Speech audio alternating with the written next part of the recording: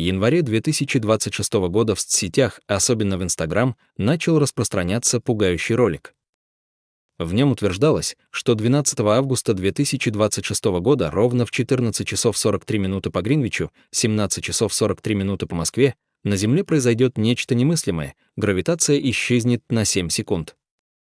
Согласно слитой теории, источником стал анонимный аккаунт, всему виной столкновение двух черных дыр, гравитационные волны от которого дойдут до Земли.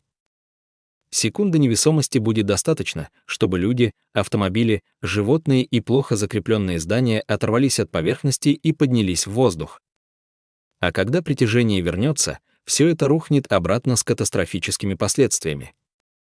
Авторы теории утверждали, что НАСА знает об этом и даже выделила $90 миллионов на секретный проект «Якорь», но скрывает правду от человечества.